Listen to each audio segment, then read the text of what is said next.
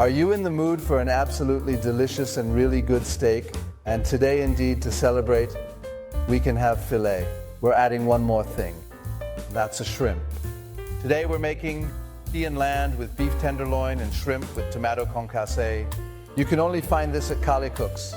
Welcome! Action. Oh, that looks delicious. That really makes your mouth water, doesn't it? Beef tenderloin middle pieces. For that, we need 8 12-count Seawater shrimp.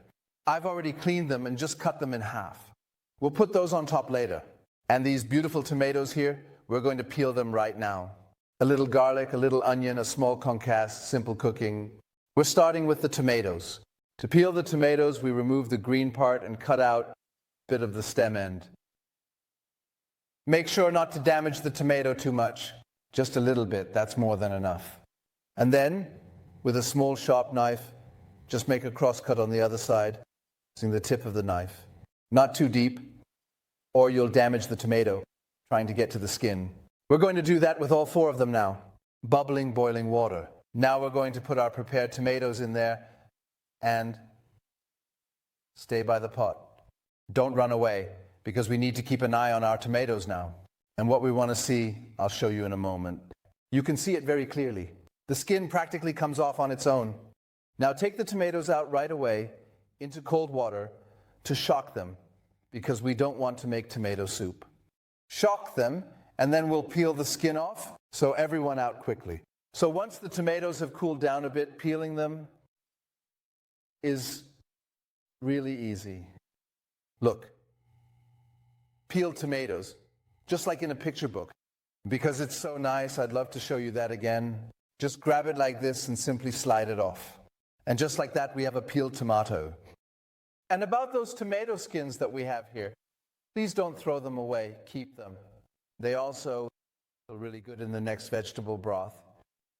Let's start with the concasse with our peeled tomatoes. A little olive oil in the pan. And now we can calmly add garlic and onion together and saute the whole thing. Please don't fry, just gently saute. We just want to get to the aroma, and the onion should definitely become soft.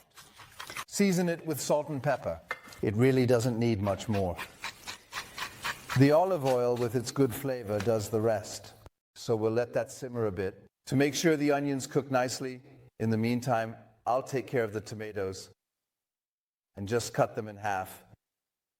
And scoop out the insides. And the insides are going into my next vegetable broth.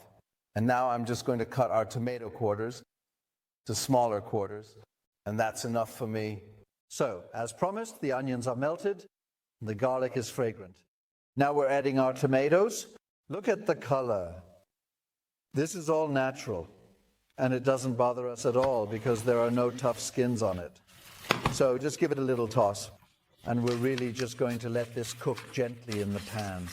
And a little tip, if your tomatoes are too acidic, add a tiny pinch of sugar. Let's start with our beef fillets, and I need a hot pan. Then I'll just add a little drop of water in there. Look, and when it's dancing like this, we know we have the right temperature. Isn't that beautiful? I think I'll add a little note of saffron to that right away. No salt, no pepper, because I want to sear it now. So in it goes. And we have this beautiful grill pan here from Hoffman with this pattern. And we definitely want to keep that. That's why we don't turn the meat. We're not doing that anyway. Only turn the beef once in the pan. So our steaks have been in the pan for about 3 minutes now. Now let's take a look, Carmen. I'll do this towards you. Cooking can be so beautiful. And this is what I mean here with the grill pan. If you turn the fillets too often, you won't get that pattern. Give the meat, give the pan a chance, and then you'll get results like this.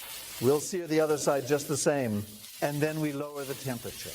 So, take a look here. There's a bit of meat juice that's already coming out. The best sign that our beef fillet is almost medium is that I've already heated the pan next to it because we want to do sea and land. And in there, we're now frying our shrimp. And I've already cleaned them and cut them in half. They just go straight into the pan like that. If you want more garlic, you can add a bit of garlic in here beforehand. But I don't want to mask the flavor of the beef, so I'm keeping it more or less natural. And then we can already season the beef fillets right here in this pan. So now we can turn our shrimp, because the shell is facing down. And now we can season much more easily and very efficiently than the other way around. Cook for another 2 minutes and then we'll just let them sit warm. Don't cook them too much. So now you can clearly see our meat juice everywhere. Our fillets are medium. Now we can season them because I've already turned off the heat. Of course, we need to quickly season the other side as well. And then we'll let it rest for about 10 minutes. A warmed plate is recommended now. We're putting a bit of our tomato concasse on the plate. Are these beauties? They have rested nicely. Let's place the fillet on our tomatoes. And then we promised to do sea and land today. A little something green. As my head chef always said, every ox is happy about something green. That looks really appetizing. And now we want to get into something that no chef in the world does. And that is only allowed now because of YouTube. Let's cut it in half. Look, the knife just falls right through. And we have a medium cooked beef fillet. If you haven't tried it yet, give it a go. What should I say? You definitely have to try making it yourself. And have fun recreating it. Let yourselves be pampered. Bye, you sweethearts.